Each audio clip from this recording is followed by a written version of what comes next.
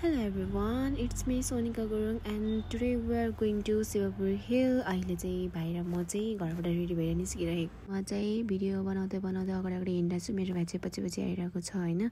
अनि हामी चाहिँ हाम्रो साथीहरुलाई ट्याक्क चोकमा भेटेर अनि गाडी चढ्नु आँटेको अहिले चाहिँ।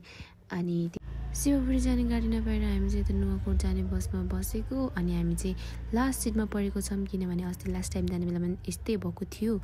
अनि गयौं हामी धेरै दिनपछि बल्ल भेटेको थियो। अनि गफ गर्दै गयौं। हामी चाहिँ हल्का झोरको त्यो माथिपट्टिको डाँडामा गएर झरेको थियो। त्यहाँबाट चाहिँ हिँड्दै जाम भनेर झरेर त्यसपछि एकदम आनन्दसँग गइरहेको थियो कि ठ्याक्क बिचमा पानी परिहाल्यो। धन्न त्यहाँ एउटा ओत लाग्ने सानो एउटा घर जस्तो थियो कि। अनि हामी त्यही बसेर एकछिन गफसफ गऱ्यौं पानी रोकिन्छ कि भनेर। तर पानी झनै बेसी ठुलो पर्यो। त्यो सँगसँगै असिना पनि परेको थियो।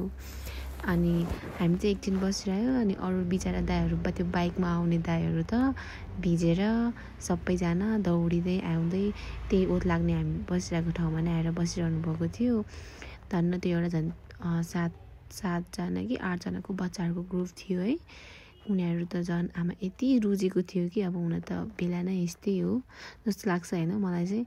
उनीहरू चाहिँ रुजी पनि गयो कि त्यो डाँडा। तर हामी चाहिँ त्यहाँ गएनौं। हामी चाहिँ यतिकै बसिरह्यो। बिचारा कति मान्छेहरू आएर त्यो कटेरोमा अब लाइक त्यो कटेरो जस्तो नै थियो कि अलिकति सानो प्रतीक्षालय भनौं न। अनि थियो त्यही बस्यो। एकछिन पानी रोकेर अब हामी चाहिँ माथि नजाम भनेर एकैचोटि फर्किनु आँटेको। फेरि पानी परेर हामी अलिकति तल त के पुगेको थियौं। भाग्दै गएर फेरि त्यही सानो ठाउँमै गएर बस्यौं सबैजना।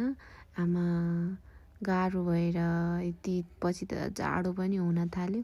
अब त जे हुन्छ बरु सानो पानीमा नै रुजेर जाऊँ भनेर हामी चाहिँ निस्किएर नै आइहाल्यो।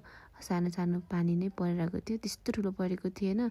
तर यता आर्मी क्याम्पमा फेरि ओत लाग्ने ठाउँ हुन्छ कि भनेर हामी फेरि दौडिँदै आएको के यता। त्यसपछि त झन् ठुलो बेसी पानी पर्न थाल्यो। यसपछि मैले नै रुज्दै आएर एकछिनपछि गाडी पाएको थियो। अनि हामी गाडीमा आइहाल्यौँ।